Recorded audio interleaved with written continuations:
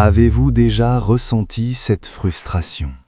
Vous commencez un projet avec une énergie folle. Vous voulez vous améliorer. Vous vous fixez des objectifs. Mais quelque chose se brise. La constance s'évapore. Et sans même le savoir, une erreur invisible sabote tous vos efforts. C'est le piège du tout ou rien. Ce piège, c'est l'idée insidieuse que si vous ne pouvez pas faire quelque chose parfaitement ou exactement comme prévu, alors ça ne vaut pas la peine d'être fait du tout. Vous décidez de courir tous les jours. Le premier jour, vous faites 5 km. Le deuxième, 5 km. Puis, un jour, la pluie, la fatigue ou une petite blessure. Vous ne pouvez faire qu'1 kilomètre, ou même juste 10 minutes d'étirement. Et là, le piège se referme. Si je ne peux pas faire mes 5 kilomètres, à quoi bon? Et vous arrêtez. Imaginez, vous voulez apprendre une nouvelle langue. Vous visez 1 heure par jour. Un soir, vous n'avez que 15 minutes. Au lieu de les utiliser, vous vous dites « c'est trop court, ça ne sert à rien ». Et vous ne faites rien. Le perfectionnisme déguisé en motivation. Ou encore un régime alimentaire. Un petit écart, un seul cookie, et hop, le cerveau bascule. Puisque j'ai craqué, autant tout gâcher. Je recommencerai lundi.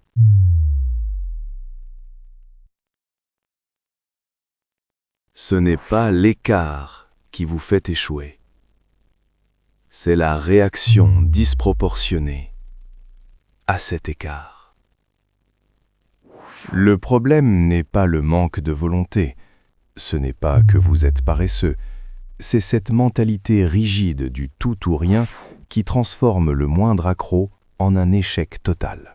Elle vous prive de la flexibilité nécessaire pour naviguer dans la vie réelle, où rien n'est jamais parfait ni prévisible. La vie est pleine d'imprévus. Votre stratégie doit l'être aussi. Alors, comment briser ce cycle? La solution est simple, mais puissante. Adoptez la philosophie du « quelque chose vaut mieux que rien ». Au lieu de viser la perfection, visez la persistance. Si vous ne pouvez pas faire 5 km, faites-en 1. Si vous ne pouvez pas faire 1 km, marchez 10 minutes. Si vous ne pouvez pas marcher, faites 5 minutes d'étirement.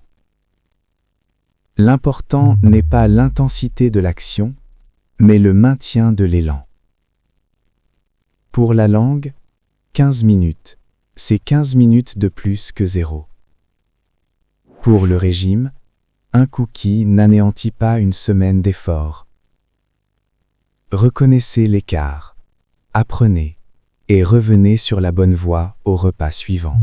Chaque petite action, même imparfaite, renforce votre identité. Vous n'êtes plus quelqu'un qui essaie de courir, mais quelqu'un qui court, même par petites touches. Ces mini-victoires s'additionnent. Elles créent une preuve tangible de votre engagement et renforcent votre confiance. La constance n'est pas une ligne droite sans faille. C'est une série de petits ajustements, de retour sur le chemin après chaque déviation. C'est la capacité à pardonner vos imperfections et à persévérer malgré elles. Alors, la prochaine fois que vous vous sentirez tenté d'abandonner parce que vous ne pouvez pas faire tout, rappelez-vous, quelque chose vaut mieux que rien. Laissez tomber le perfectionnisme stérile. Embrassez le progrès imparfait. Quelle est cette petite action que vous pouvez faire aujourd'hui pour maintenir votre élan, même si ce n'est pas parfait? Partagez-la en commentaire. Votre constance est à portée de main.